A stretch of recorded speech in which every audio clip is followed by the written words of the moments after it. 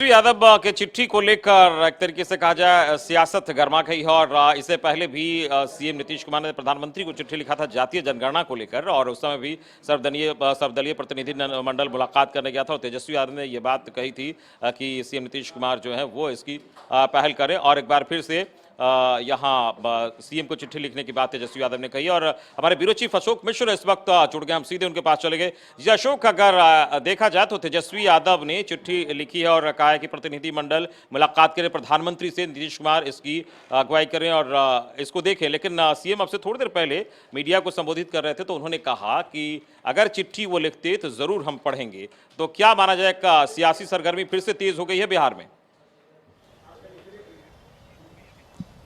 देखिए, मुख्यमंत्री ने तंज भी कसा है अमित, और उन्होंने कहा कि मुझे तो कोई चिट्ठी नहीं मिली है और हमको चिट्ठी मिलने से पहले तो मीडिया को चिट्ठी मिल जाती है, मीडिया में चिट्ठी पहले से आती है। और देखिए, बिहार विधानसभा का जो इस भवन का 100वां वर्ष पूरा हो रहा है और इसका जो शताब्दी वर्ष मनाया जा रहा है उसको लेकर के महामहिम राष्ट्रपति का कार्यक्रम है। उसी कार्यक्रम को लेकर के मुख्यमंत्री मुआयना कर रहे हैं पूरे इस विधानसभा परिसर का और हम दिखा रहे हैं अपने दर्शकों को। लेकिन जो सबसे बड़ी बात है कि मुख्यमंत्री ने दो प्रमुख बातें कही अमित। एक तो जो बाढ़ को लेकर के बिहार में जो नदियों को जोड़ने की मांग है या बाढ़ की जो गंभीर समस्या है उस समस्या के निदान के लिए जिस तरह से तेजस्वी यादव ने मुख्यमंत्री से एक बार फिर आग्रह किया है कि वो प्रधानमंत्री से मिले। और दूसरा सवाल जो बिहार को विशेष राज्य का दर्जा देने का मामला है, इन दोनों मामलों को लेकर के मुख्यमंत्री नीतीश कुमार ने बयान दिया है। और जो बड़ी बात कही है, उन्होंने एक तरह से विजेंद्र प्रसाद यादव की बात को खारिज कर दिया है, यानी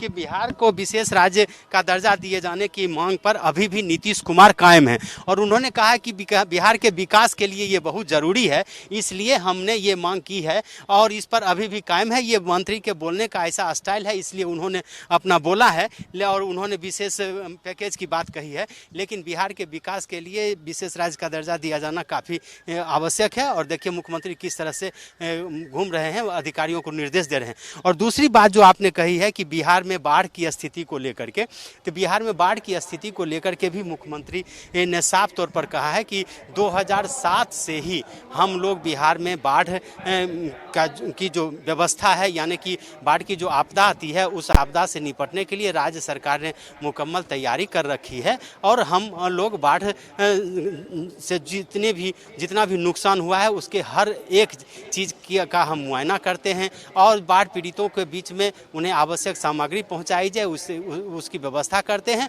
और बार बार केंद्रीय टीम आकर के इसकी जांच भी की है, बाढ़ से जो नुकसान हुआ है। और मुख्यमंत्री ने कहा कि बाढ़ को लेकर के राज्य सरकार काफ़ी गंभीर है। तो ऐसी परिस्थिति में वो मुख्यमंत्री का साफ इशारा था कि प्रधानमंत्री से मिलने का कोई तुक नहीं है और ये सारी बातें प्रधानमंत्री के नॉलेज में हैं, केंद्र सरकार के नॉलेज में हैं। और वो उन्होंने कहा है कि बाढ़ के प्रबंधन में राज्य सरकार ने पूरी मुस्तैदी से काम किया है और यही वजह है कि बाढ़ आने के बावजूद भी अभी इस वर्ष की ही अगर बात करें तो एक भी कोरोना का मरीज नहीं मिला है। तो निश्चित रूप से ये हमारी सरकार के बाढ़ प्रबंधन का ही परिणाम है।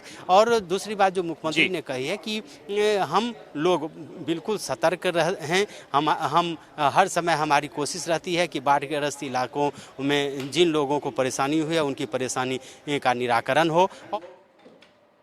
चलिए, इस पूरी बातचीत के लिए बहुत बहुत शुक्रिया आपका अशोक। तो हमारे ब्यूरो चीफ अशोक मिश्रा इस वक्त जुड़े थे बिहार विधानसभा से और शताब्दी वर्ष समारोह मनाया जा रहा है। मुख्यमंत्री वहां पहुंचे उसका निरीक्षण करने के लिए और किस तरीके से व्यवस्थाएं हैं उसको लेकर वहां व्यवस्थाओं की जानकारी ली जा रही है। फिलहाल हम अब बात झारखंड की करेंगे और झारखंड में अलग अलग जो दल के लोग हैं सबों ने एक साथ मिलकर आज केंद्र सरकार की नीतियों को लेकर महाधरना दिया और इस धरने में तमाम नेता शामिल थे। जेएमएम की बात करें, कांग्रेस की बात करें तो ये सभी लोग शामिल थे और साफ तौर पर ये कहा नेताओं ने कि जो केंद्र सरकार की नीतियां हैं उसके खिलाफ ये लोग यहाँ पर धरने पर बैठे हैं और वो इन नीतियों का विरोध कर रहे हैं।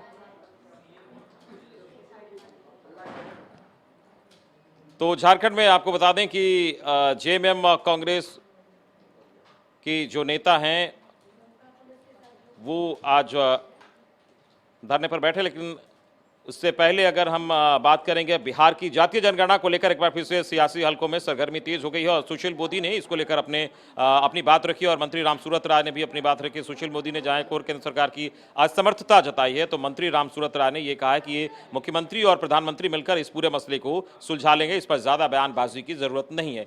आइए आपको सुनवाते हैं क्या कुछ कहा इन्होंने। पिछड़ी जातियां हैं। जब 2011 में आर्थिक जातीय जनगणना की गई थी तो 46 लाख जातियों की सूची मिली। 46 लाख, जबकि इस देश में मुश्किल से 7-8 हज़ार जातियाँ होंगी। इसलिए केंद्र ने कहा कि जनगणना की पूरी तैयारी हो चुकी है और इस अंतिम समय में और पिछड़े वर्गों की जनगणना करना केंद्र सरकार के लिए संभव नहीं है। हाँ, लेकिन अगर कोई और जो राजनीति वो कर रहे हैं उससे उनको कोई लाभ होने। निश्चित रूप से लोकतंत्र में सभी का अपना अपना अधिकार है, स्वतंत्र है, सबको बोलने का अधिकार है, सोचने का अधिकार है। माननीय मुख्यमंत्री जी, माननीय प्रधानमंत्री जी, दोनों हमारे नेता सक्षम है। जो भी सही या बुरा बात होगा, सही बात होगा, वो दोनों लोग बात करेंगे। हम लोग बिहार के नेतृत्व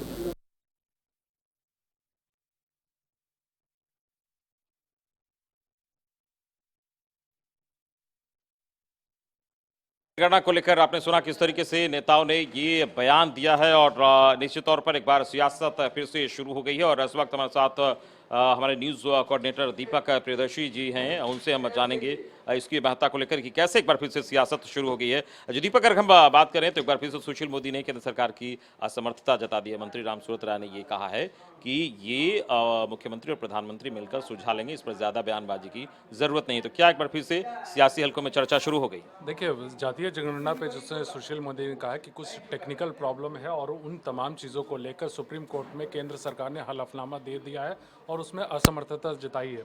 अब स्टेट गवर्नमेंट को ये अधिकार है कि वो अपने लेवल पे जातीय जनगणना करा सकती है।